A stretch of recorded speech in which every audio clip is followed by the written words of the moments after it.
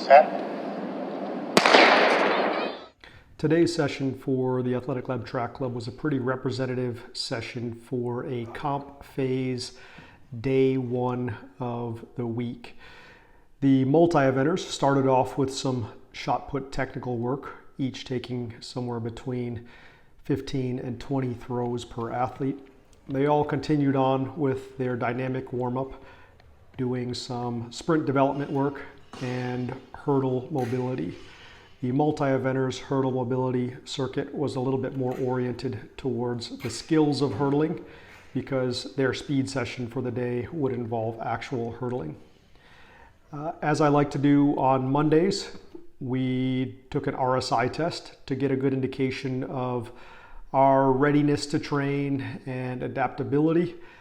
I like to see RSI on a weekly basis. It gives me a little bit of quantitative information that goes beyond or helps to support the information that I get from qualitative surveys and just watching body language and asking athletes how they're doing.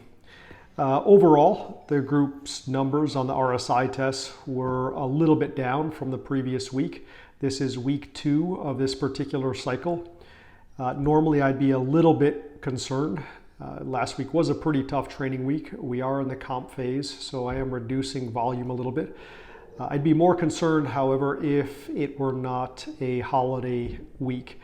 I know athletes are going to be traveling. Some of them are going to have forced time off, whether that is because of family gatherings or lack of access to a facility if they're not sticking around.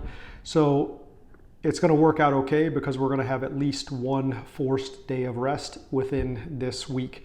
So I'm willing to take a little bit of a hit and train. I did modify the session a little bit in the weight room, but we overall did a normal session here.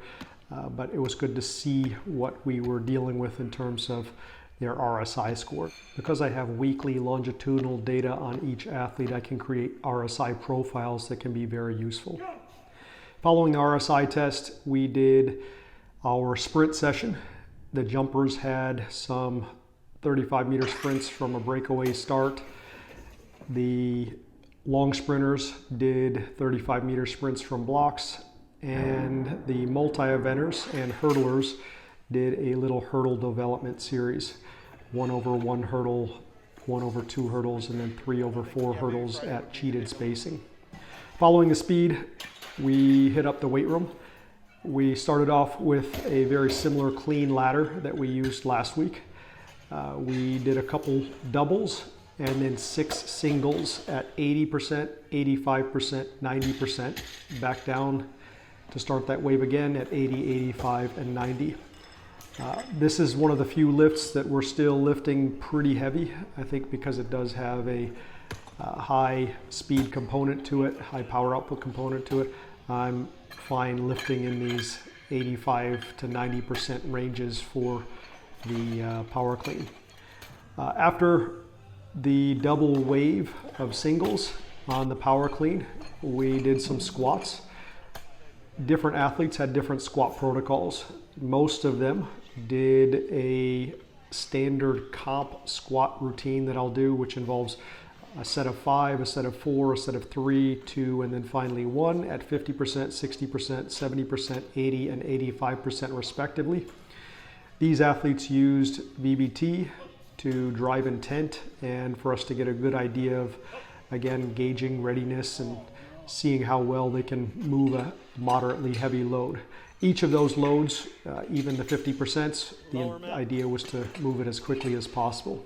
Some of the athletes did 5 sets of 4, working up to 80 to 85% on their last 2 sets. These were athletes who are not going to compete this year. And then still, again, we had another group doing 4 sets of 3 using just 40% on a deep squat jump. The squats were superset with an incline bench press. We used a pretty shallow angle on the bench.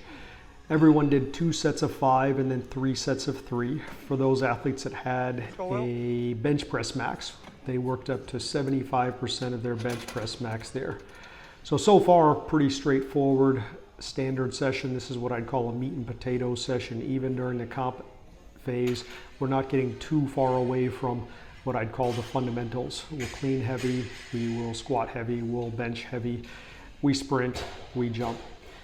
We concluded the session with some accessory work, some single leg RDLs, a set of 8 and then 2 sets of 6, and then some slow hanging leg raises for 2 times 6 to 8 repetitions.